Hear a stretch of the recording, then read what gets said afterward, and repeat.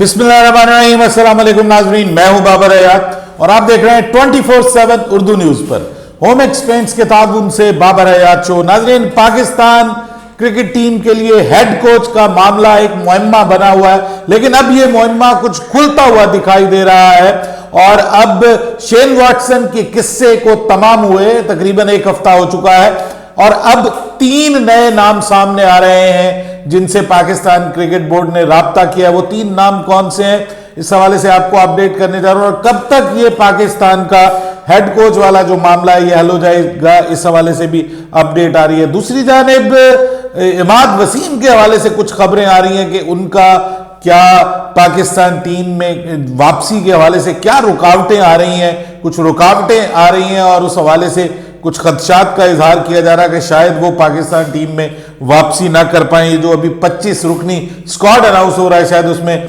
उनका नाम भी शामिल नहीं होगा।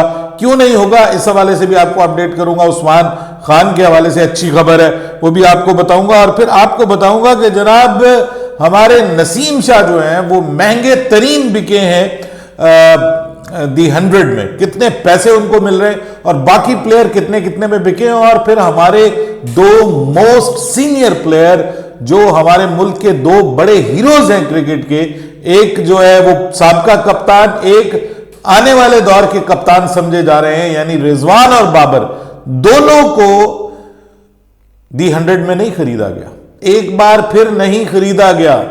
इसके ऊपर भी बात करेंगे आज के इस प्रोग्राम में, लेकिन आगे बढ़ने से पहले आपसे गुजारिश कि अगर आप हमारे नए व्यूअर हैं तो प्लीज हमारे इस चैनल को जल्दी से कर लीजिएगा सब्सक्राइब और बेल आइकन को पुश करना मत भूलिएगा।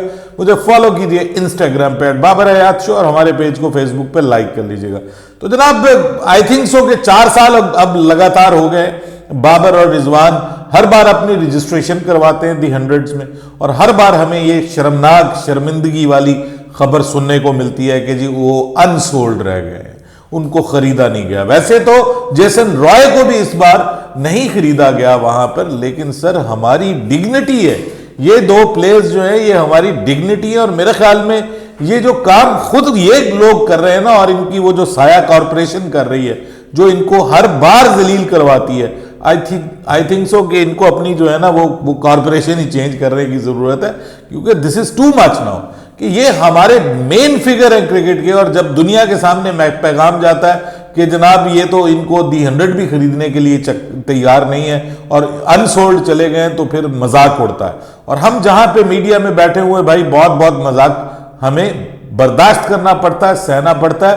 तो I think so they need better marketer, उनको अच्छे मार्केटर्स की जरूरत है। ये साया कॉरपोरेशन जो है ये इसका साया जब से इनके ऊपर पड़ा हुआ है, ये थके थके टूर्नामेंट में इनको मौका मिल जाता है जी, बांग्लादेश प्रीमियर लीग में चले जाओ, श्रीलंकन प्रीमियर लीग में चले जाओ। वैसे हम ये कहते हैं कि बाबर हमारा ब्रांड है और ब्रांड को जिस तरह से प्रेजेंट किया जाता है और जिस तरह से सेल किया जाता है वो बड़ा चीप है। रिजवान को, बाबर को, दोनों को सिलेक्ट नहीं किया गया और ये एक बार फिर हमारे लिए ऑब्वियसली डिसअपॉइंटिंग भी है और साथ में ये भी देखने की जरूरत है कि दुनिया किस तरह की क्रिकेट चाह रही है, दुनिया कितनी फास्ट पेस्ड क्रिकेट चाहती है और उसके हवाले से किस तरह के प्लेयर्स को खरीदा जा रहा है। लेकिन बॉलिंग में हमारा जो है वो नंबर है जनाब कि हमारे जो बॉलर्स और कुछ ऑलराउंडर्स जो है वो सिलेक्ट हो गए हैं और उसमें जो चीदा नाम, जो सबसे बड़ा नाम आ रहा है जी,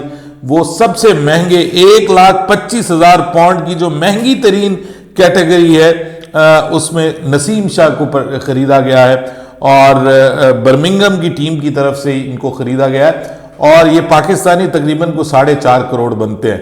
तो ये तो खैर डिजर्व करता है ये बंदा और बड़ी जबरदस्त इस वक्त फॉर्म में भी है और बड़ा शानदार विकेट टेकिंग ऑप्शन है। फिर उसके बाद शाहीन शाह आफरीदी एक बार फिर सिलेक्ट हो गए हैं, ये इनको 1 लाख पाउंड मिला है, यानी 3.5 करोड़ पाकिस्तानी ऑलमोस्ट आप कह लीजिए। उसके बाद इमाद वसीम भी 1 लाख पाउंड में फरोख्त हुए हैं, इनको भी खरीदा गया है और ये जनाब जो मतलब ट्रेंट जो टीम थी उसमें इनको खरीदा गया। उसके बाद 75,000 माफ कीजिएगा, हारिस रऊफ 75 लाख पाउंड में कहाँ बिकता है, हारिस रऊफ को 75,000 पाउंड में खरीदा गया है और 65,000 पाउंड में खरीदा गया है उसामा मीर को। सो इनको भी अच्छी प्राइस मिली है, लेकिन अगेन मैं ये कहूँगा कि बेइज्जती है, शर्मिंदगी है कि आपके जो हीरोज हैं उनको वहाँ पर मौका नहीं मिला। तो मेरे ख्याल में ऐसी जगहों पे जाने की ज़रूरत नहीं है, या अपने मार्केटर्स को बेहतर करने की ज़रूरत है, अदरवाइज़ ये शर्मिंदगी होती है। पाकिस्तान क्रिकेट टीम का हेड कोच कौन होगा जी, पहले बड़ा सुनते आए थे और आप तक पहुंचाया भी कि जनाब मामला बहुत हद तक तय हो गए हैं शेन वॉटसन के साथ। उनको उसको 4.5 करोड़ रुपए की ऑफर कर दी गई। बाद में पीसीबी ने कहा जी हमने इतनी ऑफर की नहीं थी उनको, और लेकिन उन्होंने कहा कि मेरी ज़ाती मजबूरियां, कुछ ख़ानदानी मसाइल जिसकी वजह से मैं शामिल नहीं हो सकता, पाकिस्तान क्रिकेट टीम में कोचिंग नहीं कर सकता। और फिर उन्होंने ये भी कहा कि मुझे आईपीएल की कमेंट्री करनी है। अब 3 और नाम सामने आ गए हैं जिससे पीसीबी राब्ता कर चुका है, और पीसीबी के चेयरमैन ने ये कहा था कि 1 हफ्ते के अंदर अंदर, परसों उन्होंने जो प्रेस कॉन्फ्रेंस की थी उसमें उन्होंने कहा था कि 1 हफ्ते के अंदर अंदर हम सिलेक्ट कर लेंगे। वो 3 कौन है जी? गैरी कर्स्टन है जी, साउथ अफ्रीका के बड़े ज़बरदस्त कोच हैं, इंडिया की कोचिंग भी कर चुके हैं। जस्टिन लैंगर ऑस्ट्रेलियन, ये भी ज़बरदस्त कोच माने जाते हैं, लेकिन क्या ये आएंगे, ये भी सवाल है। और तीसरे पे माइक हैसन है जो अभी इस्लामाबाद यूनाइटेड की कोचिंग करके गए। मुझे इसमें से जो मतलब मोस्ट जिसको आप कहते हैं ना कि एक्सेप्टेबल लग रहा है वो इस वक्त माइक हैसन लग रहा है। जिस तरह से उसने इस्लामाबाद की टीम को चलाया ज़बरदस्त तरीके से, बड़े शानदार तरीके से, और फिर चैंपियन बनवाया, इसमें बड़ा रोल है उसका। और बड़े धीमे अंदाज में, बड़े सोबर अंदाज में दिखने वाले ये माइक हैसन जो है, बड़ी पर्सनालिटी है इस बंदे की।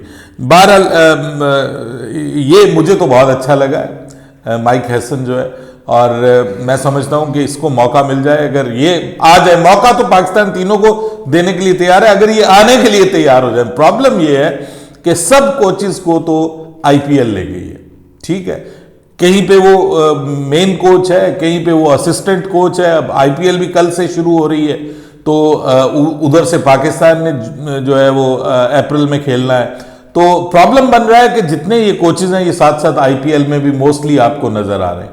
तो आईपीएल जो है वो अब आने नहीं दे रही इनको। जाहिर बात है पाकिस्तान के ऊपर तो भरोसा नहीं किया जा सकता कि आप कोच रख लें, उसके बाद ज़्यादा से ज़्यादा क्या करेंगे आपके 3-4 महीने की एक्स्ट्रा तनख्वाह दे के, जिस तरह से आपने फारिग कर दिया मिकी आर्थर को, आप इनको भी फारिग कर देंगे। तो उनके सामने मिसालें हैं। तो वो कहते हैं कि जो उनकी मुस्तकिल रोजी रोटी लगी हुई है, वो जो उनके लिए चांद रात है आईपीएल, जिसमें उनके गुलछर्रे उड़ते हैं, तो वो कहते हैं कि भाई वो क्यों छोड़ें। अब ये बड़ा मसला बन रहा है कि वो आईपीएल को भी साथ में रखना चाह रहे हैं, पाकिस्तान क्रिकेट को ज्वाइन करने के लिए भी तैयार है, लेकिन not at the stake of IPL. अब पाकिस्तान क्रिकेट बोर्ड चाहता है कि हमें जो है वो मुस्तकिल पक्का जो है वो मिलना चाहिए, मतलब जगह हमारी पक्की होनी चाहिए, ये नहीं हो कि बीच में कोई मसला बन जाए।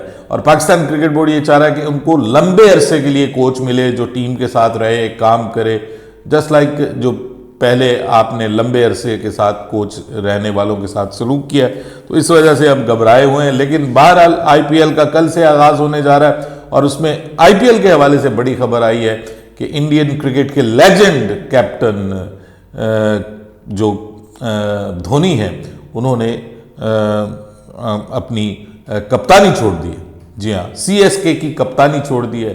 5 बार सीएसके को कैप्टन बना अपना 5 बार सीएसके को विनर बनाने वाले, चैंपियन बनाने वाले कप्तान, मैं समझता हूं कि इंडिया के ऑल टाइम फेवरेट जो धोनी है, उन्होंने अब फाइनली कप्तानी छोड़ दी है, और एक एरा खत्म हो रहा है। ऑब्वियसली टीम के साथ रहेंगे, लेकिन कप्तानी देने जा रहे हैं वो ऋतुराज गायकवाड़ को, जो कि आपको पता है कि यंग ऑब्वियसली क्रिकेटर हैं, और उनको अब मौका दिया जा रहा है। दुनिया यंग क्रिकेटर्स की जानिब जा रही है लेकिन हमारे पास यंग क्रिकेटर्स जो हैं वो उतने नहीं हैं, इसलिए हमें ज़रा ओल्ड क्रिकेटर्स की तरफ जाना पड़ रहा है, और इमाद वसीम की तरफ जाने की कुछ मीडिया के ग्रुप्स बात कर रहे हैं, कुछ हल्के ये कह रहे हैं कि जी वो आ जाएंगे, कुछ कह रहे हैं नहीं जी उनका नाम ही शामिल नहीं है 25 रुकनी स्क्वाड में। और उसकी वजह यह है कि उन्होंने अभी तक रिटायरमेंट वापस नहीं ली। सिलेक्शन कमेटी चाहती है वो रिटायरमेंट वापस ले लें तो फिर हम उनको शामिल करें। उधर से वो चाह रहे हैं कि जी मुझे से रब्ता किया जाए, मुझे कहा जाए कि मुझे गारंटी दी जाए कि मेरे साथ बेइज्जती नहीं होगी मेरी। हर बंदा जो है वो कन्फ्यूजन का शिकार है, हर बंदा जो है वो घबराया हुआ है कि जी मैं अगर रिटायरमेंट वापस ले लूँ तो ये ना हो कि मेरे साथ कुछ बुरा हो जाए और मेरी बेइज्जती हो जाए। तो इस वजह से उधर से कुछ हल्के कह रहे हैं नहीं आ रहे, कुछ कह रहे हैं कि जी आ रहे हैं, लेकिन कुछ हमारे जो जानने वाले हैं, दोस्त हैं, जो हमारे सोर्स हैं, वो ये ज़रूर कंफर्म कर रहे हैं कि उस्मान खान का नाम आ गया है जी।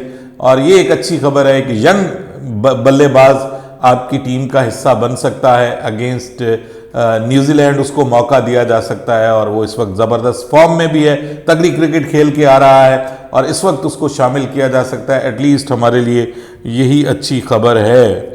इसके अलावा तो हमारे पास कोई मतलब उस तरह से कोई यंग बल्लेबाज इरफान नियाजी के अलावा कोई हमें नज़र नहीं आया।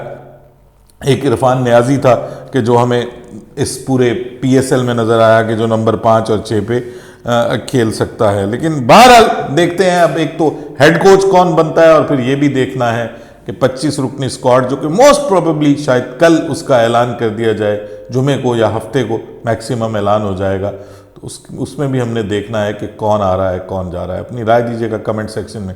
बाबर हयात को इजाज़त दीजिएगा। अल्लाह हाफिज़।